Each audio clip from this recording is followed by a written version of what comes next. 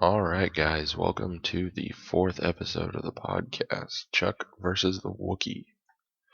If you are joining me, that means you have found the Intersect Project podcast.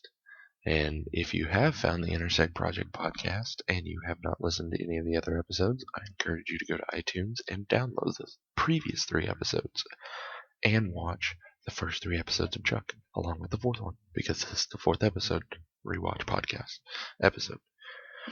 So with this episode, it's probably going to be a little shorter than the other ones because I'm kind of busy with school and some other things. Plus it's Labor Day weekend, so I'm probably going to go do some things. But I did decide I'm going to take the time and get you guys your podcast episode because you guys deserve it. And that's the truth. Now, there's a lot of things going on in this episode. We've got a little more distrust between Chuck and Sarah. We've got an introduction of someone from both Sarah and Casey's past. Mostly Sarah, though, it seems like. And we also have some more drama, some love drama between Chuck and Sarah dealing with Bryce Larkin, the enemy of Chuck. So that's what we're going to delve into today, folks. So let's get to it. So the first thing I want to talk about in this episode is the guessing game they play. I've played a game similar to that, but I'm not really exactly sure what it's called, but I've played something very similar to that. But in this, the purpose of this game is to see who knows their significant other better. And at the end, we've got Awesome and Ellie and Chuck and Sarah, and they both sides know a lot about each other. Now, you're probably wondering how Chuck and Sarah know each other so well, and it's probably because they probably went over this stuff before the game to keep their cover up, because that's what they have to do. Because if they don't have their cover, what do they have? Oh yeah, everybody knows that they're spies then. So you got to keep the cover. So what they do is they learn everything they can about each other, and it pays off because they seem like at that point that they're a solid couple who know a lot about each other. So in the end, the guessing game helps them keep their cover and helps them stay, I guess, intact with the group. And during the guessing game, we learn a lot of things. Sarah does not like black olives on her pizza, and Chuck is very observant when he sees that. It's very good of him. So that's a nice addition, I think, is that they don't just make it a game where they guess each other, but they also have him learn something about her while playing it. I think that's a great way to show this series, basically, in my opinion, at least. Now, after they're gelling, the game's going on. So what happens next? Obviously, Bryce Larkin comes up in the form of a question as, who is your least favorite person or most hated person or something like that? And Sarah does not know, because she does not know what Chuck went through at Stanford. So she does not know that Bryce got him kicked out of Stanford and stole his girlfriend. So what does she do? She doesn't know anything. And then Morgan, obviously playing the fifth wheel of the situation, decides to add insult to injury by pretty much rubbing it in Sarah's face that she does not know who Chuck's most hated enemy is. And that, I guess, it upsets her. She gets upset. And she gets upset, but it's warranted. She had no idea. And Chuck's trying to stop old Morgan from going crazy because he's being mean. So, it could be worse. I mean, he tries to stop it, but I mean, he is also angry at Bryce still. So, I mean, it's understandable, at least. But anyway, back to the main point at hand. He decides afterwards that he's going to talk to Sarah about it. And that's what happens. They talk. She says that nothing went on with Bryce. But we all know that was a lie. Something went on with Bryce. So that comes up later to bite her in the butt for lying about Bryce Larkin. So there's that. So we learn, like I said, we learn a lot from this guessing game. It's not just like a filler plot. We learn a lot from this guessing game. Now, since we're on the topic of Chuck, Bryce, and Sarah, we'll just continue through the rest of the episode on that topic, or how the rest of the episode covers that topic. So, Karina ends up telling Chuck about Bryce and Sarah. Chuck freaks out, obviously, because Chuck despises Bryce. So you can see how well that's going to go. Obviously, he decides to lash out at Sarah at the wrong time, because that's how Chuck works. When he gets angry, he lashes out at the wrong times. So get ready for that, newbies. Newbies to Chuck. Get ready for that. Chucksters, you know exactly what I'm talking about. How what happens when he gets mad at people and lashes out at the wrong time. So anyway, they're discussing, and that brings Chuck to apologize because he flipped out and his anger caused a rift between the two, some more distrust. But they're still trying to get out how to communicate better together and how to trust each other more. And it's not really working. It's a little bit starting to come together, but you can still see some kinks. So, I mean, there's still problems there, obviously. So, Chuck goes to her hotel room / apartment, whatever it's called, and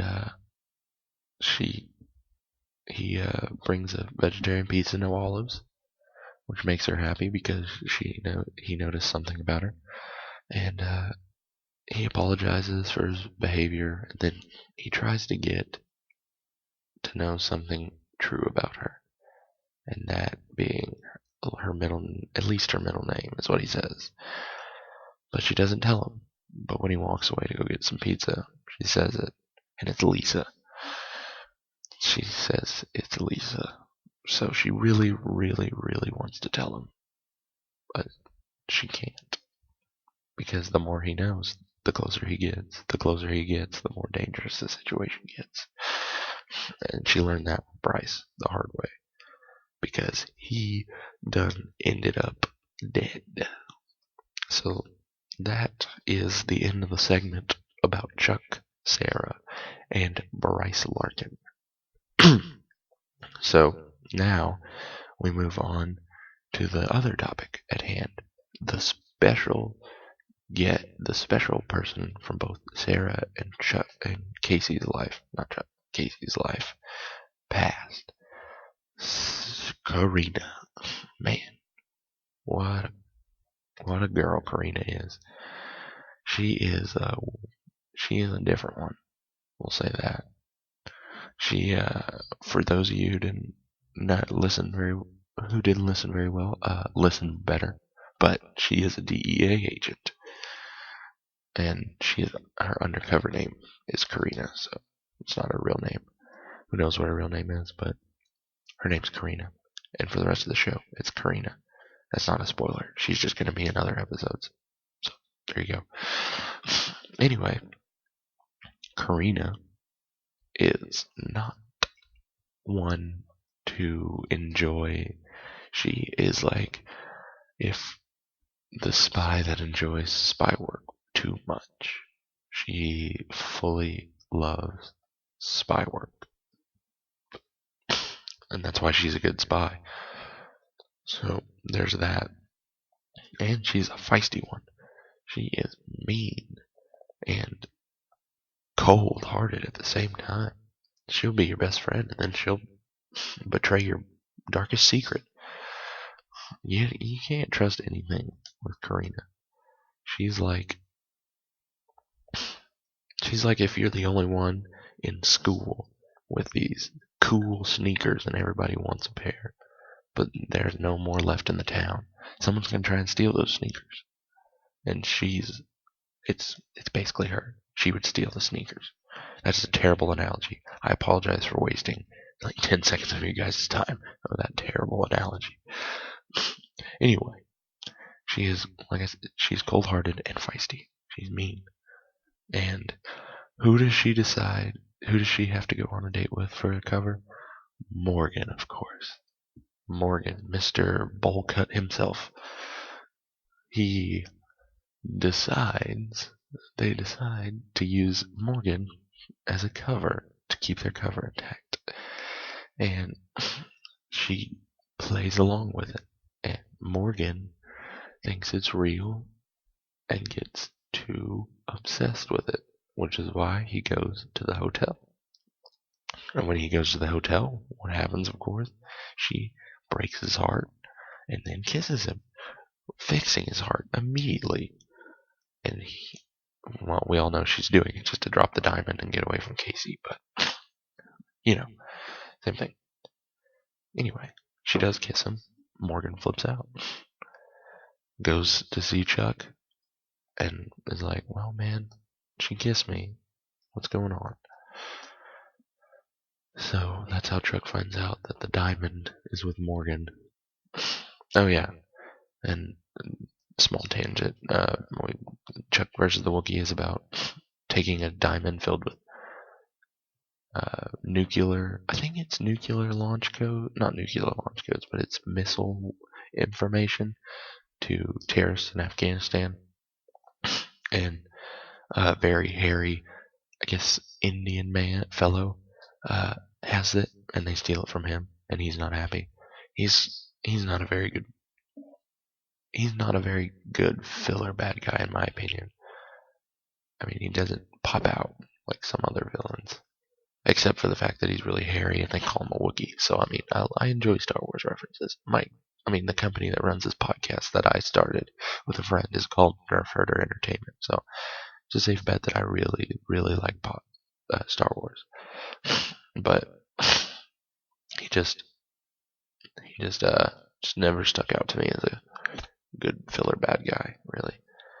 So I'm not super going to talk about that part, about the mission at hand. I'll talk about specifics that I think are important in this episode. So sorry if you're here to listen to me talk about the filler bad guy. But anyway, so Morgan and Karina. Morgan gets his heart broken, obviously. Karina's just playing him for the fool. And at the end of the episode, we learn while Karina is cold-hearted and feisty, she has reasons behind it, I guess. She's a spy. She's got to keep her secret life, personal life to herself, and she likes having fun. Weird fun, but she likes having fun. So there's that. And then we learn from Karina that Sarah is very interested in Chuck. Chuck doubts it. Karina's like, she may not even know herself that she wants you, but I know her. And to be fair, Karina this is not really a spoiler for you newbies, but Karina does know Sarah very well. So something like this is a big deal because Karina definitely knows a lot about Sarah. So pay attention to what Karina says because usually it's true. Almost 100% of the time it's true. So that ends our segment of Morgan and Karina. Now we're going to delve into the hit of the episode. And if you're unfamiliar with the hit of the episode segment, I encourage you to go back and listen to Chuck versus the Tango because that's when I introduced it. But anyway, in this episode, explain what hit of the episode is. It's basically the biggest and baddest punch, kick, anything to disarm a bad guy. Basically, the best one in the whole episode, in my opinion. You guys may have a different opinion. If you do, send it to me on Twitter at ChuckRewatch33, capital C in Chuck. So, if you have a different opinion of what the hit of the episode is, let me know. Tweet at me. But, in my opinion, the hit of the episode is easily when they're escaping the mansion with the diamond, and Sarah throws the plate across the table. And you can't see me right now, but I am doing the motions because I'm a visual person. Throws the plate across the pool. Bam! Right in his face. Bam! Right in the bad guy's face. And it is an incredible throw, and it is funny at the same time. I enjoy it a lot, and that's why this week's episode, or this week's hit of the episode goes to Sarah Walker, Agent Sarah Walker, for her plate to the face. Now, if you're keeping score at home, so far we have John Casey at 1 and Sarah Walker at 1.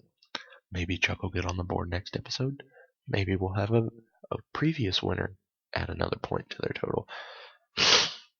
So we'll see. So, like I said, as of right now, Agent Sarah Walker, congratulations. You have won Chuck versus the Wookiees, hit of the episode. Dun, dun, dun, dun. And now we go on to the last topic of this podcast, which is the craftiness of one Charles Irving Bartowski. Now, before I start this topic, I'm going to take a drink of water. And it'll just be real quick, guys. But I am a thirsty man right now. Alright. Got a good drink. Now it's time to get on, like I said, to the craftiness of one Charles Irving Bartowski. Now, in this series, throughout the series, we learn more and more about Chuck.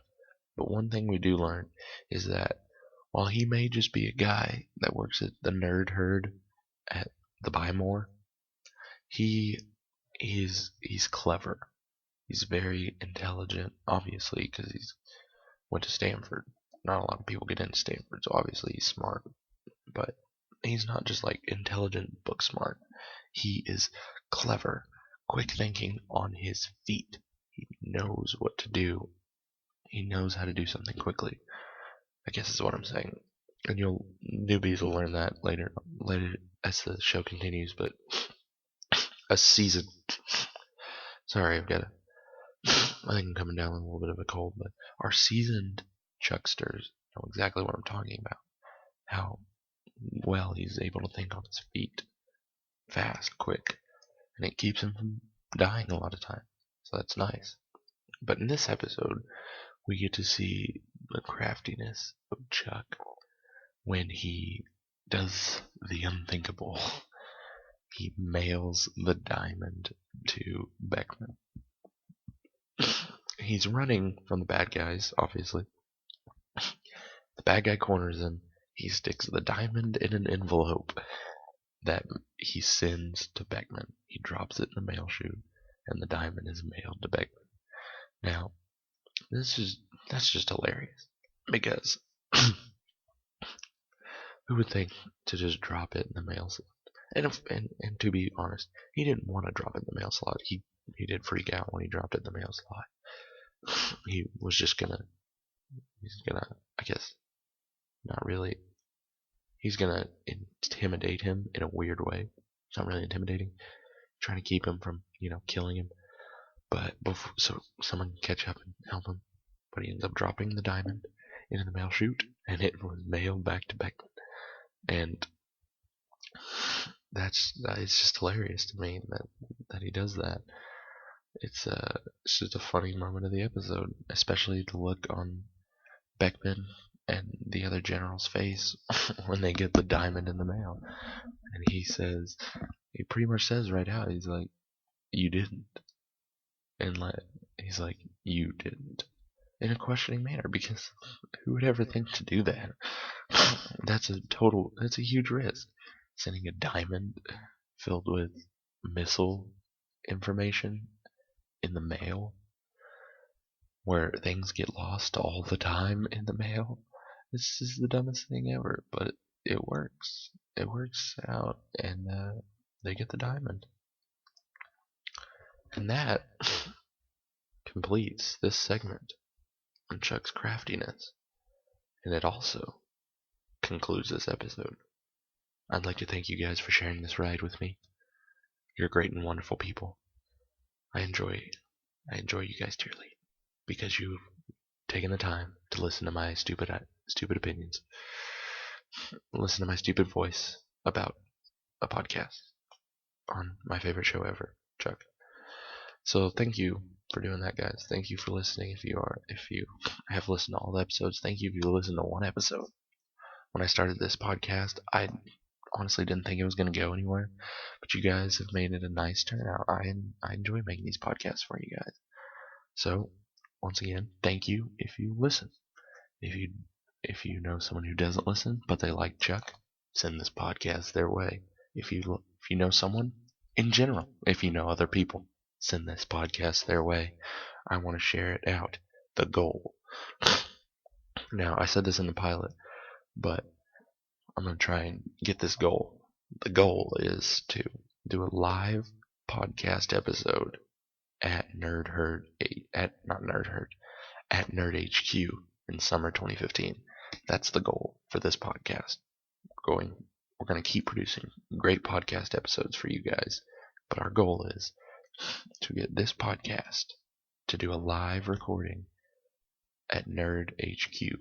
Hopefully on stage, like conversation for a panel, but it's like a podcast episode for a panel. So we can also raise some money for Operation Smile, the wonderful charity. So that is the goal, people. Now, to reach that goal, we gotta share this podcast. And to do that, you gotta click that copy link, put it in your iTunes, or not put it in your iTunes, put it in your Twitter